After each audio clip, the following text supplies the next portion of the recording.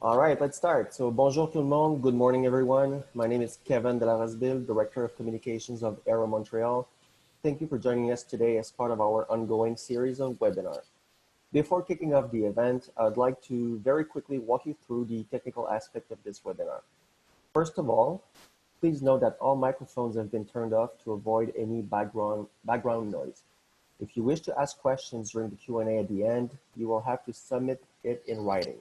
To do so, please click on chat or clavardage and ask your question to the host, Aéro Montréal, or to all if you wish your question to be public. The session will be held in English, but I very much encourage you to ask your questions in the language of your choice. Without further delay, I will now turn the microphone over to Mélanie Lucier from Aéro Montréal. Mélanie, the floor is yours. Merci beaucoup, Kevin. Bonjour à tous. Il me fait vraiment plaisir, comme Kevin, de vous accueillir à ce webinaire ce matin. Donc, pour ceux qui ne me connaissent pas, je suis Mélanie Lucier et je suis vice-présidente aux opérations à Aéro Montréal. Thank you all again for joining us today to this webinar co-organized by AlixPartner and Aéro Montréal, of course, on how to actively manage the response to the COVID-19 crisis. This webinar will allow us to delve a little deeper into the aerospace and defense supply chain, a critical component of our industry's capability, to look at some proactive steps that can be taken by companies to reshape the supply chain during this time of the risk, but also to look at the measures government put in place to support their economy and the A&D industry in particular. Can we go to next slide, please? Today, I'm joined by two managing directors from AlixPartners. Those of you coming from other industries may know AlixPartners from the firm's role in the restructuring of General Motors after the 2008 auto crisis. In addition to their turnaround expertise, AlixPartners has large aerospace and defense practice with more than 80 senior professionals who specialize in helping aerospace companies around the world successfully address their most complex and critical challenges.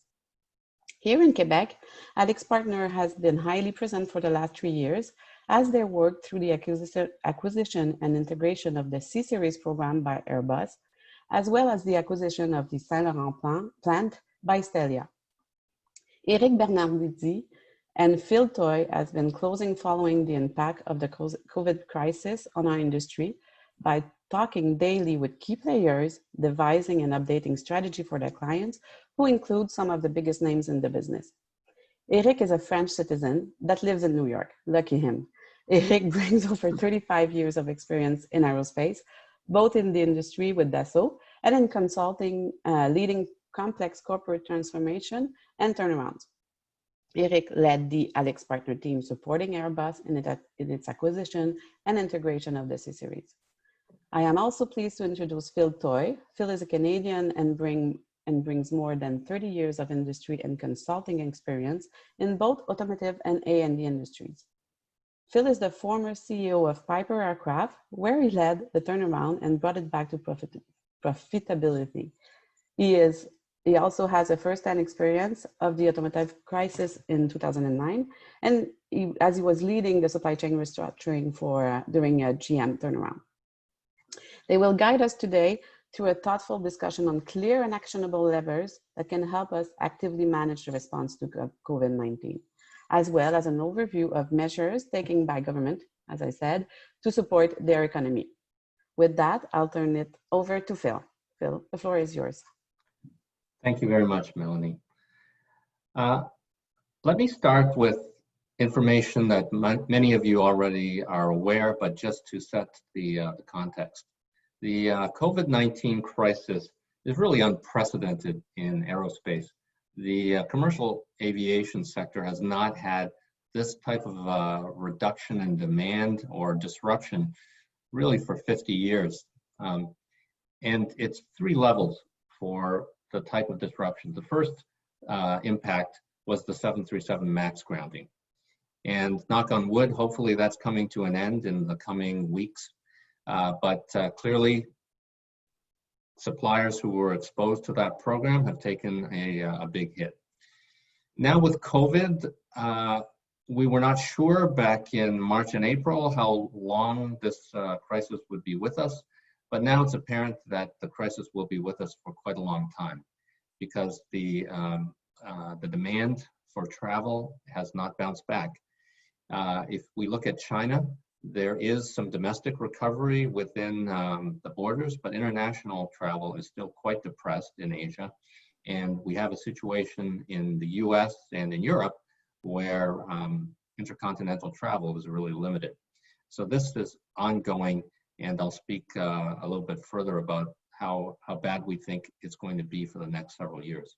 And then we still have these site level disruptions. So in many places around the country, we have this in Canada and we have this in the US. There are restrictions in terms of employees requiring to stay at home. We have more safety precautions, which have caused disruptions. And the bottom line is, these are just additional difficulties that operations have to deal with. Next slide, please. The impact of all of this, if we take a step back and we look forward at what's likely to happen in commercial aviation, both Airbus and Boeing have announced reductions, significant reductions in rate. And the vertical bars in gray, this is showing the current Airbus and Boeing guidance. So we have heard from the work that we're doing, and we've heard speculation based on the work we're doing with airlines, that it is highly unlikely that most airlines will take aircraft without some significant incentive. American has gone public with what they were negotiating with Boeing. It's pretty clear that other airlines are doing this as well, although not quite as publicly. And there will need to be either cash incentives or other incentives for any airlines to take aircraft this calendar year. If we look at this sustained downside scenario on this slide, these are AlixPartners' latest projections in terms of what's likely to happen. So we believe that there could be additional rate reductions coming from both Airbus and Boeing. We have no verification of that. This is just based on our work currently with some airlines that are restructuring today. And if the airlines are struggling to pay for aircraft, they'll find any excuse or any way possible to back out or to push out potential aircraft deliveries. So there needs to be an ongoing sensitivity, ongoing modeling in the supply base in terms of what is likely to be the rates that our customers require. Next page, please. In terms of the whole industry, everyone in the supply chain is facing issues. The issues are more severe in some sectors versus other sectors. So this chart shows the major categories of supply sectors, and the percentage of margin. This is a 3-year cumulative percentage during 2015 to 2018, which were the last stable years.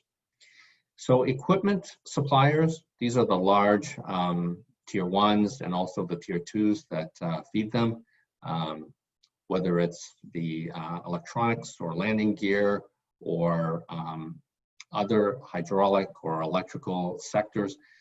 Those equipment sectors were more profitable and will likely be less impacted through this crisis. Yes, there is a reduction in demand and that's going to hurt, but at the end, these companies were generating more cash to begin with. Engine suppliers have been impacted tremendously, especially because they make a ton of their money from the aftermarket.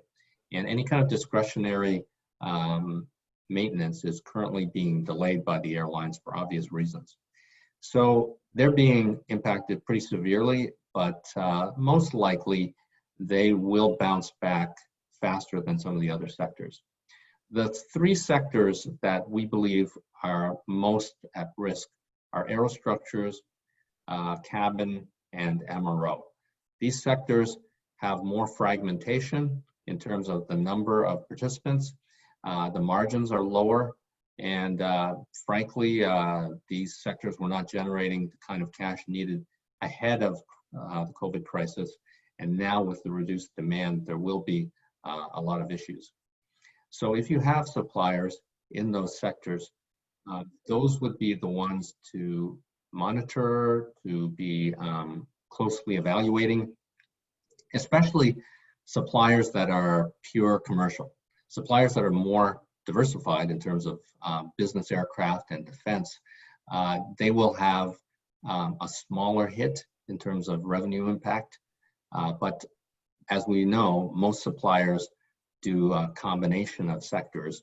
And so most every supplier in these sectors will have some type of revenue hit and cash flow hit. Next page, please.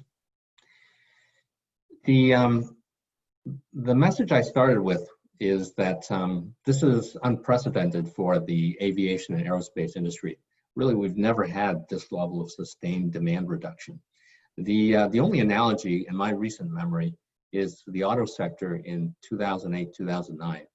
And if I take you back to that timeline, there had been a huge run-up in credits and zero rate financing by the OEMs. Essentially, the OEMs had saturated the market in North America and Europe in terms of enticing consumers to upgrade their automobiles. And so when the housing crisis hit and the financial crisis hit in 2008, it was very easy for consumers to make the call, hey, I don't need a new car or a new truck. And so demand dropped like a cliff over the 18 months from mid-2017 to the beginning of 2009. There was a 35% drop, and essentially the OEMs and the tier ones were forced to completely resize their operations and look creatively to reduce their fixed costs and their break-even production rates. These were hard decisions that needed to be made. It was throughout the whole value chain of the automotive sector in North America in particular, but also in Europe. I will say that even though that was an extremely painful period through 2009 in particular, it worked. It was successful. So the OEMs, there were no major OEMs that had to cease operations. There were bankruptcies, but those bankruptcies actually facilitated a faster restructuring of the industry, and it allowed General Motors and Chrysler and Ford to bounce back eventually. And they had actually their most profitable periods in the 2015 to 2008 timeframe. Next page. So if I think about the lessons learned through this period, 5 things that I think are applicable for commercial aviation and how we should be looking at our supply chains. The first is that any pain felt by suppliers will eventually be felt by you. It may take some period of time, but there could be shortages and late deliveries as suppliers struggle with all of the financial difficulties. There could be threats to increase pricing, or there could be worst case bankruptcy situations or ceasing of operations. And so this is an ideal time, and in fact, it's an urgent time to update your supply chain strategy. In particular, it's important to define who are the preferred suppliers that you absolutely want to be supporting going forward. And in fact, if there are suppliers which either have operational issues or enter financial distress, ideally you want to be looking at opportunities to shift business from the suppliers who are less preferred to your strategic suppliers. In that way, you're actually facilitating a restructuring of your supply base in a positive manner. And that's one of the lessons that I took away from the automotive crisis, because to be honest, the OEMs were too concerned with their own problems, and they were not thinking strategically about how to change their supply chain in an advantageous way. It did turn out, though, that many of the smaller suppliers were swallowed up by stronger tier ones and tier twos. And so there was a positive restructuring, but that happened more randomly than it should have. And so related to this supply chain strategy, there needs to also be a supplier risk monitoring process so that you know the financial health of your suppliers. In particular for privately held suppliers, it's important to have a self-reporting process where there's an audit, there's audit rights, and there's verification rights in terms of the information that's being provided. And the last point here, number 4, in terms of preparation, is to have financial and operational mechanisms to support your most valued suppliers. And so some of the smaller suppliers in the value chain may not be sufficiently sophisticated to be aware of all of the government programs that are available. And we will discuss the types of government programs, but it's important that the tier 1 suppliers and the tier 2 suppliers are actually on the lookout for what might apply in case suppliers do enter financial distress. And the last thing I would say here is to be ready to roll with the punches, because based on everything I've seen and the work I'm doing with some large clients in the US in the aerospace sector, the crisis is not going away quickly. We are not in a situation with a V-shaped recovery in aerospace. In fact, there is speculation in the industry that more airlines will fail in the US and Europe before we're done. Some of the financial support mechanisms for airlines, those will actually expire this fall.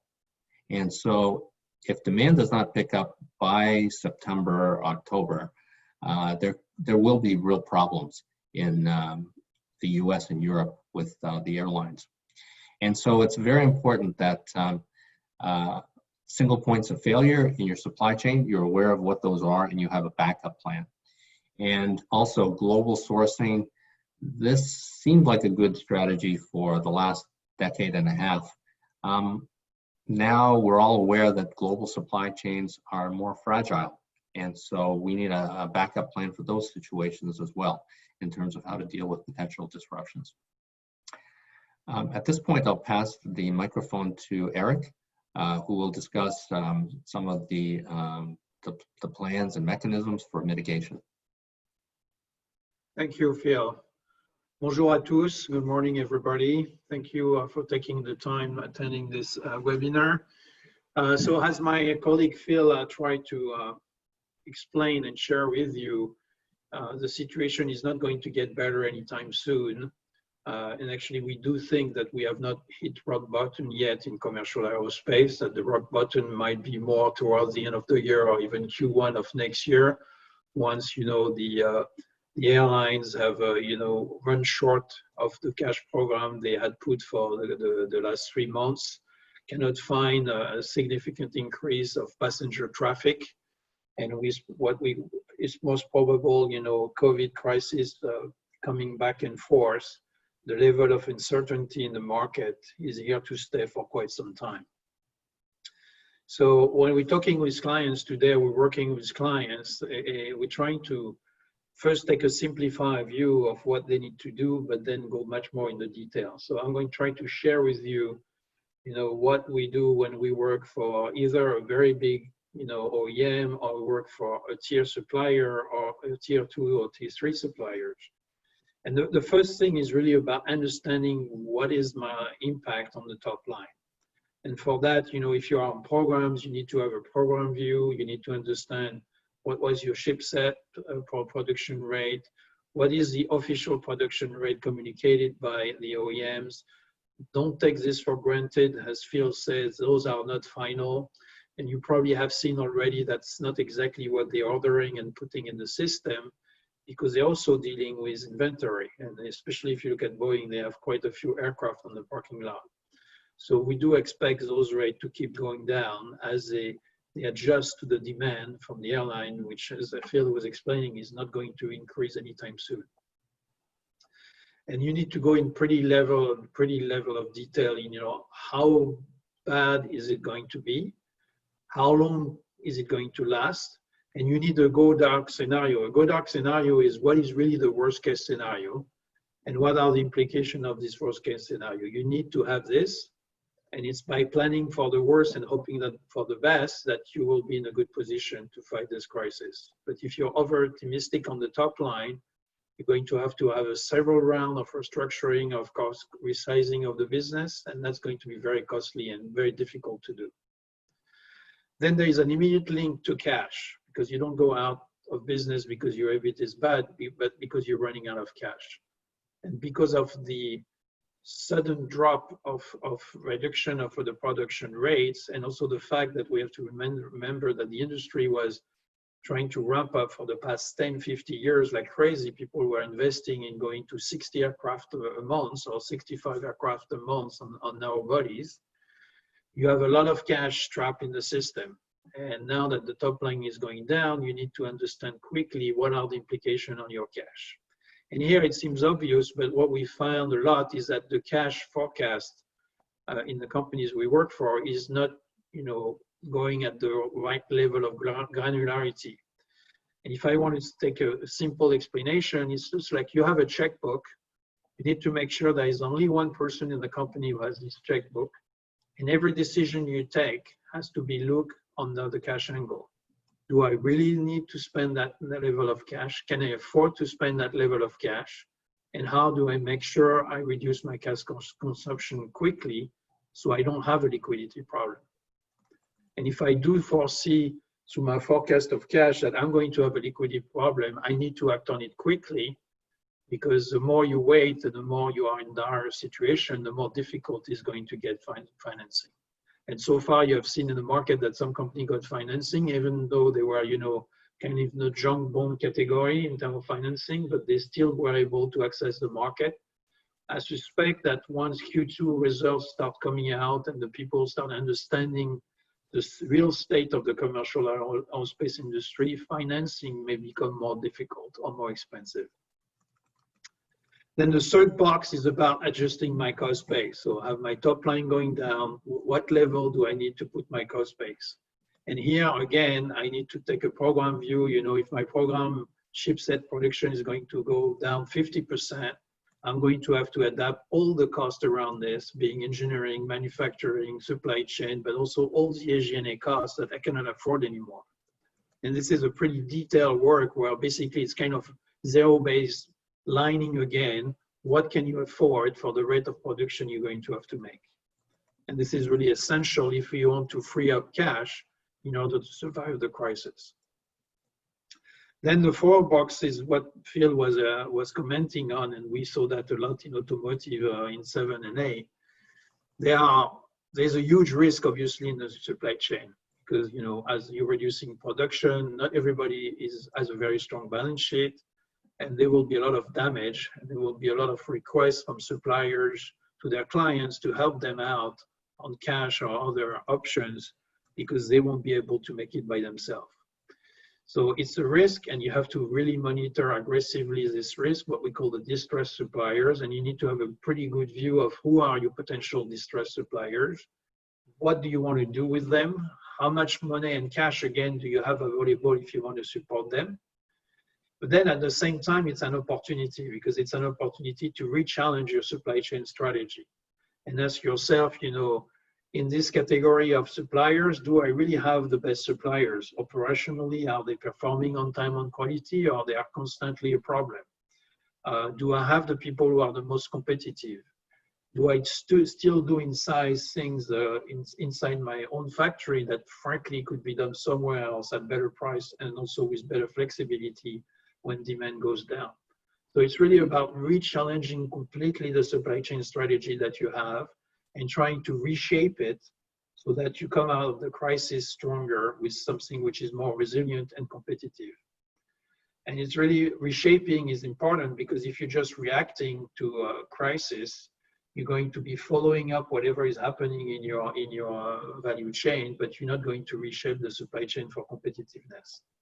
So I think a lot of work we're doing right now for clients is all about this, what is the right supply chain strategy? What do I need to change? How do I make it happen? And how can I make it so that, one, I have a supply base which survive, and two, which I have a supply base which can be competitive in the long run? because when the business comes back, I'll need those guys to ramp up, and I need those guys to also reduce the cost. And last but not least, what we call stakeholder management. Of course, in this crisis, there's a lot of stakeholder management to be done, being the shareholders, the customers, the suppliers.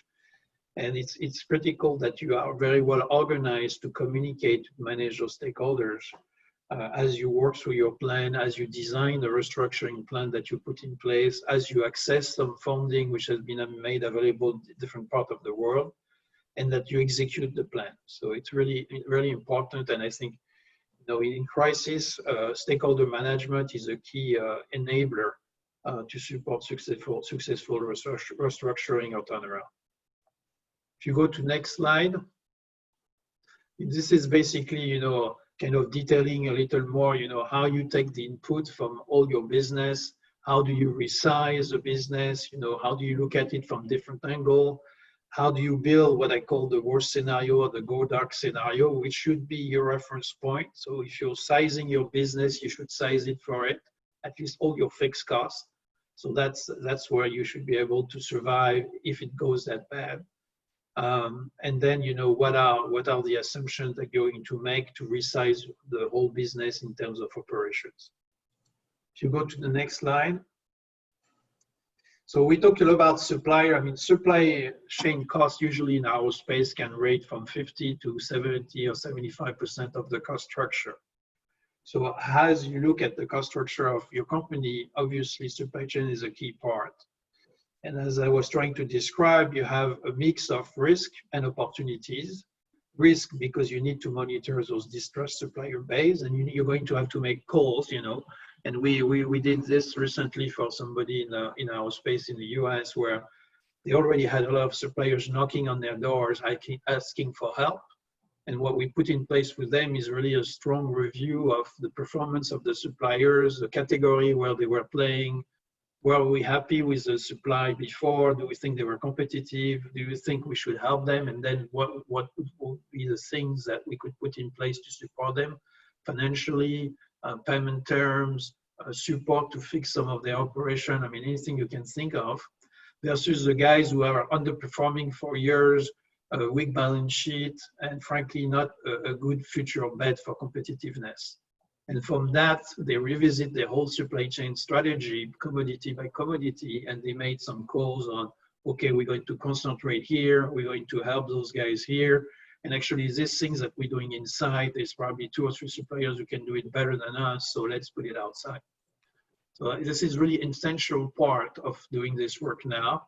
And if you don't do it now, when the business restarts, I think, first of all, you'll have to survive the transition. And second of all, you won't be in a very good position to compete. Because one of the things which will happen also when the ramp up restarts or the business starts picking up, we see intense competition from the OEM to sell aircraft, which is probably going to drive margins down on aircraft, which again is going to increase the pressure on the supply chain. Next slide, please. So if you are, depending where you play, if you are in our structure, in system, in cabin, as Phil was explaining earlier, the plays are slightly different. There is also, from the OEM perspective, some part of the supply chain where they have been struggling or difficult suppliers for years, and they are all taking advantage of this to revisit. So, the tough guys who have been playing hard balls and not really improving or playing the game on competitiveness or reducing costs, I think they're all going to be challenged. But if you are smaller suppliers, you need to understand what's happening in your segment and how can you play, what can you anticipate if there are consolidations? Are there also opportunities for you to consolidate with other people, access financing to do so? There's a lot of interest right now by private equity around our space. I still think it's a little early to see a big wave of merger and acquisition, but what it will happen, it will come because there will be opportunity for consolidation. Next page, please. So now if you look at the response of the state, so there's 2 levels basically. There's what you have seen, and you see this everywhere, including in Canada. So you have first the government response to how can I support the economy? How can I relaunch, support the jobs? How can I prevent all those layoffs? I mean, different size of response, different channels to do that. But overall, you know, all the governments everywhere have tried to put something, and the amount of money that they're spending, when you look at the numbers, I mean, at this level, I cannot count anymore, which will have some impact long run, by the way, also on the defense budget. Our assumption is that defense budget are not going to increase anymore, and we see a decrease coming up as the government are going to have to make some choices of where they spend the money. So all those countries here, being Canada, US, we took France, Germany is using a lot of their banking system, or UK, have in a way put a kind of support on the overall economy and trying to support the jobs. Now, if you go to the next line and you look at what they are doing for aerospace, then there's quite a lot of differences. In the US, you know, there's the CARES Act, and the CARES Act has been broken down, you know, for small business, for defense-related companies, for medium-sized and large businesses. As you have seen, for instance, the airline have actively activated the support of the US government, and they got loans. But Boeing, for instance, decided they would be better off going for private financing, and they did a huge bond financing 2 months ago. So US has some kind of things which are available. We find out that sometimes most suppliers were not very well aware of how you can access and what do you need to access those funding. I think it has improved in the last couple of weeks from what we have seen, but we have an organization in ALIX which actually focuses on supporting supplier accessing the CARES Act funding in the US. If I take, for instance, France is probably the country where they try to have a more deliberate action on the aerospace industry because it's very big. It's very important also in the export business. So they have supported the airline. You know, they made a loan to Air France. They also putting an incentive for Air France when they do buy aircraft, that they have to buy new aircraft and retire older aircraft, which is another way to support the industry. But they're also looking in more detail in the value chain. And basically Airbus told them, I don't need any cash. What I need you to do is really support my supply base. And there's probably things which need to be done, you know, to restructure, consolidate, realign some of the supply chain. And this has been put into motion in France. There are different routes. I mean, I won't go into detail, but they are trying to drive it. I think Germany is also trying to do the same, but they are doing it more through their banking system. Even the BDLI is also calling for something more close to what the French government has been doing. And in the UK, there's also an attempt to get traction, but the UK government is very cautious on spending taxpayer money. So they have actually backed up, for instance, a loan from Rolls-Royce lately, but I don't think they will be as aggressive in their support as we have seen in some of the European countries. And I think in Canada, we haven't seen any bailout of airlines. There have been some little things, you know, like they waived the lease fee for Canadian airports. I'm sure that all the industry associations are asking actively for support, and they probably are rightly so. I think, again, it's looking at the supply chain in Canada, saying what are the strengths, what can you do to improve it, and how, if you loan money or you support somebody, you can come out of the crisis stronger. For all these things, I mean, the golden rule is that whatever money you ask for, if you don't have a solid plan with a top line impact, with the cost reduction, the cash management, you're not going to get very easily those loans. And you know what we learned from during the crisis in the automotive industry, that the supplier who had the best and most, I would say, reliable restructuring plan got the funding very easy. The people who had a restructuring plan which was not very credible didn't get funding, and actually they went Chapter 11.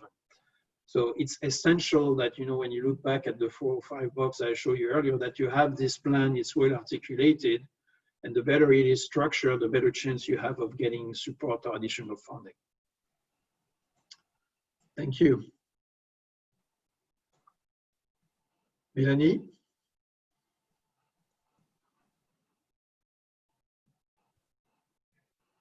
Yes, so I'm sorry, Kevin, do we have any questions right now from the attendees of the webinar? I think you're on mute. Yes, thank you. Sorry, I was on mute. All right, yes. So thank you, Phil and Eric, for this very good presentation. I'm sure our attendees have learned a lot today. So Phil, first question is for you. The COVID-19 disruptions have shown that the A&D supply chain is fragile compared to other industries. So how do we make it more robust to withstand the next disaster scenario, and in particular the Canadian aerospace supply base? And what do we need to make it more resilient and competitive in the future? Well, that's a good question. Unfortunately, the answer is complicated. I would say the first thing in terms of the industry is that the OEMs and the larger suppliers, the tier 1 suppliers, need to clearly define their own supply strategies in terms of what do they plan to make internally versus what do they plan to buy from suppliers, number one. And number two, which suppliers are the strategic ones that need to be strengthened. So the unfortunate reality is that in some of these sectors, we have too many suppliers. And so there does need to be a consolidation. I think the other thing that it's shown is that diversification is a real strength.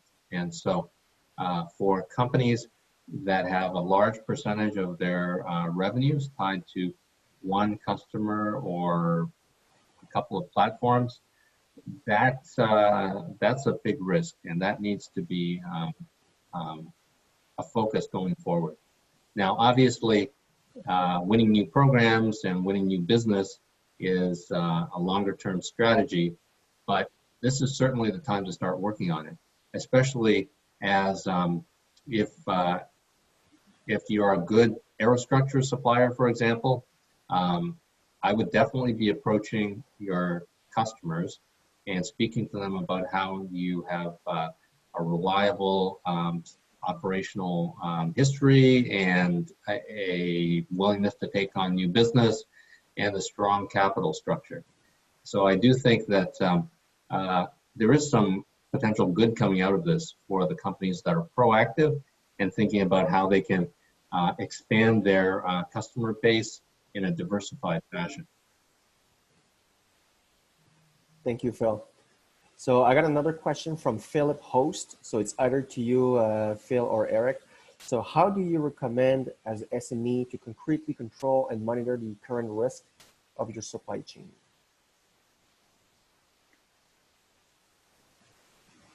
Phil, you're on mute, I think.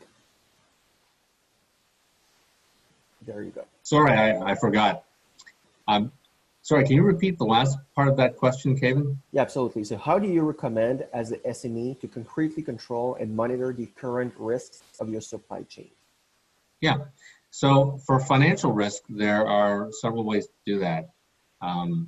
So you can enroll with one of the credit agencies to get regular reports.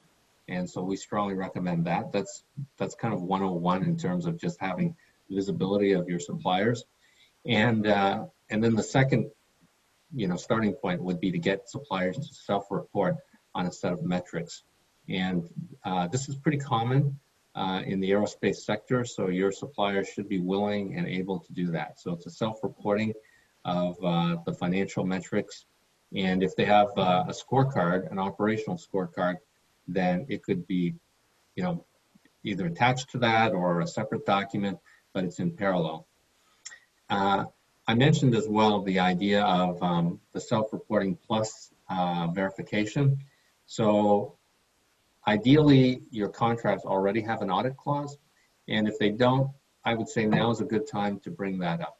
And there's a number of ways to, even for private suppliers, there's a number of ways to protect the privacy aspect. So you can get a third party to do the audit, or frankly, you don't have to do an audit until there's signs that an audit is needed. But it's really the right to take a look at the books that's important.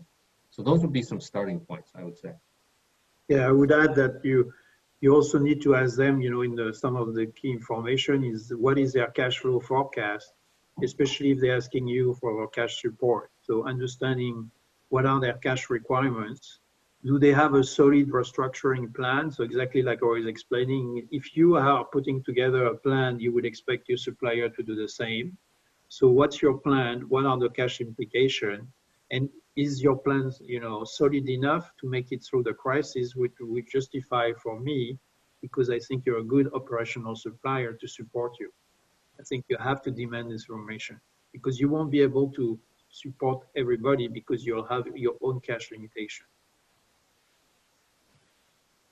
Thank you, Eric. I have another one for you, Eric. So in the last few years, we've seen that several foreign aerospace players acquiring programs, plans, and assets in Canada, and in particular here in Quebec. So how do we make sure that we still maintain competencies and activities here in Canada and convince these foreign players to stay here and continue to invest? First of all, I think there is a lot of respect and credibility of the aerospace suppliers and players in Canada. So, when you're starting a new program, Canadian suppliers are very credible. They deliver on time, on quality. So that's something which a program leader always loves. The second issue is, are you competitive? Okay, and as I said, in commercial aerospace, it's going to become even more competitive because of the intense fight, I think, on the pricing that you will see that when the market picks up again, because you'll have the aircraft which have been resized by the leaser, you'll have the aircraft produced by the OEM, and you have the aircraft which are here and there in the market which were not flying. And all those people are going to try to sell those aircraft. So the only way the price is going to go is down. So competitiveness is key.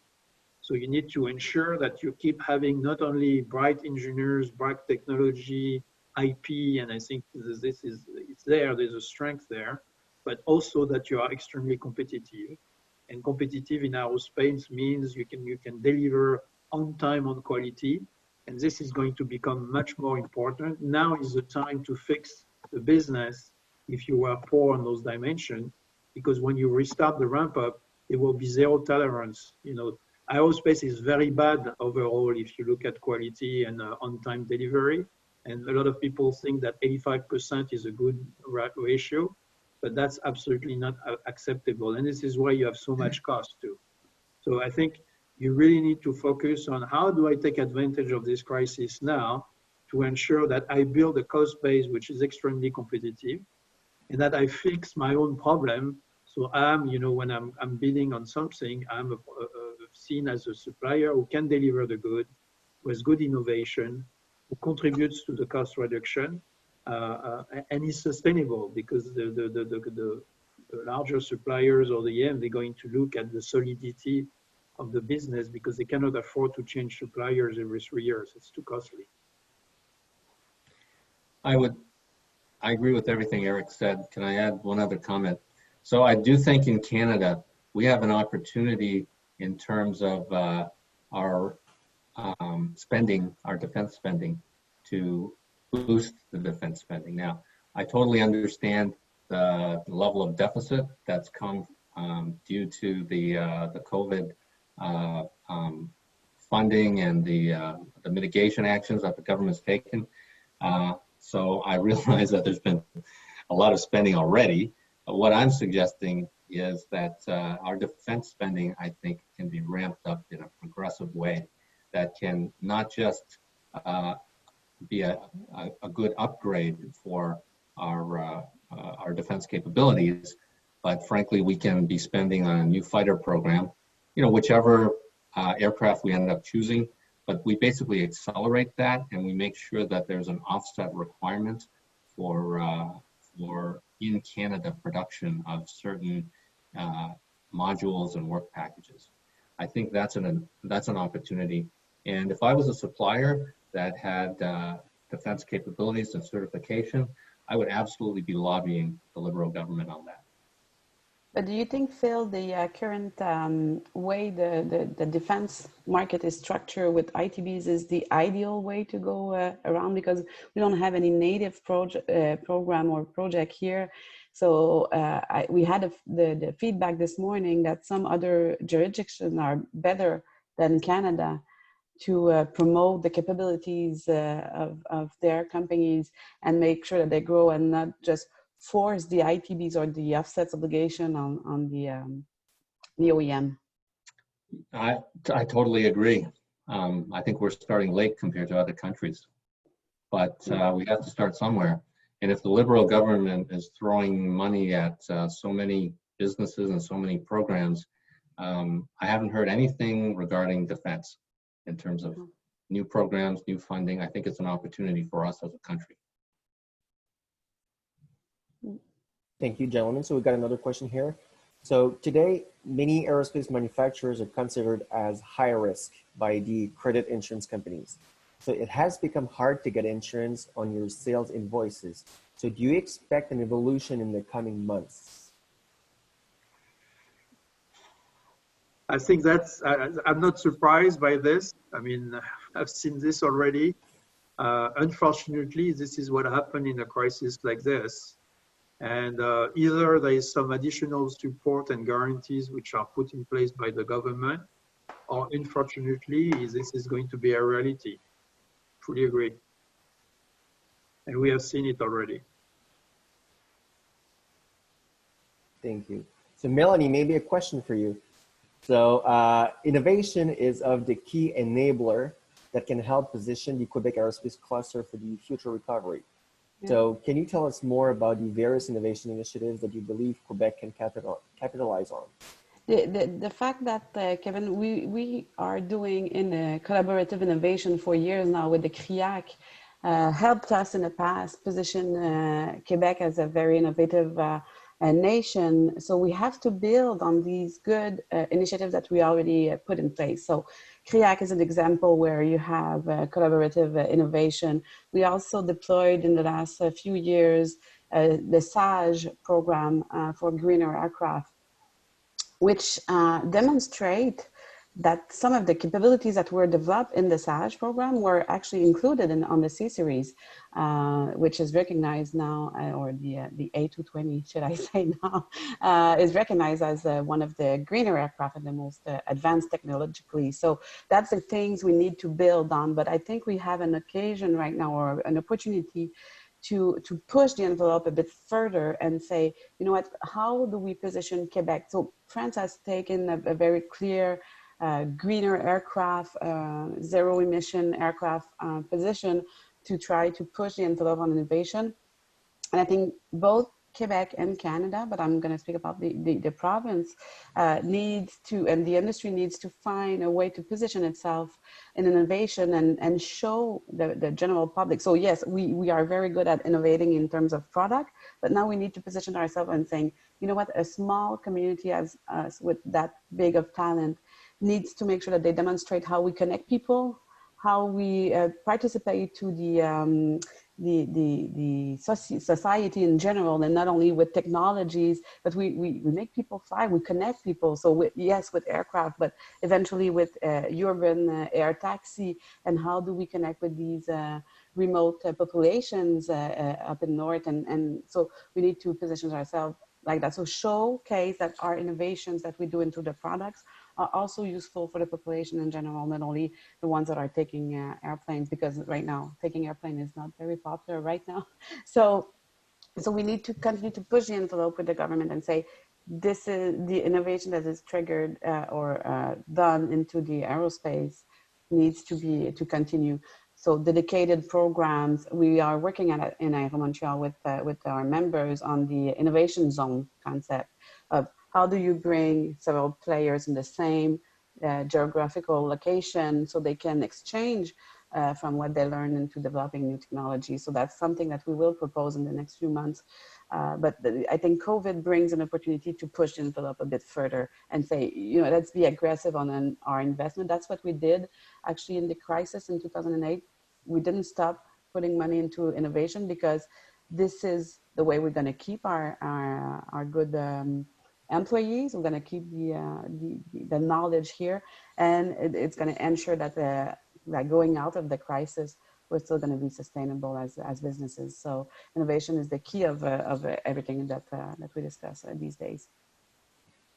Thank you, Melanie. And I do think the green aircraft is a good strategy. Absolutely. Because I think, I mean, Airbus is clearly focusing a lot, and they have, I mean, the French and German government are clearly pushing hard, you know, to get rid of the old fleets and support the new aircraft. And quite frankly, I think it's a pretty smart way to tackle the issue. And I think if you were to do this in North America, where you have a lot of old fleets, and you have incentive to retire the old one and to buy new ones, that would support the industry, that would reduce pollution, would create more innovation. So for me, a very interesting value proposition, and I think it deserves better attention in North America.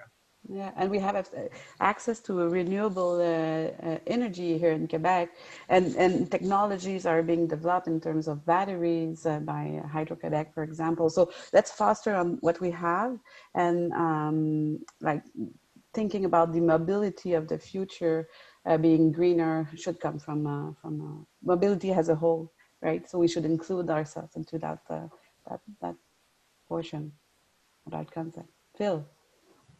I thought you had something to add, somewhere. Yeah, well, I was just thinking maybe we need a cash for clunkers program for airplanes. Yes. back to 2009 when there was cash that the government was throwing if you bought a new car. But anyways, really good points, Melanie, about innovation. Thank you. All right, thank you. So we don't have any further questions at this point. So Melanie, would you like to make the closing remarks?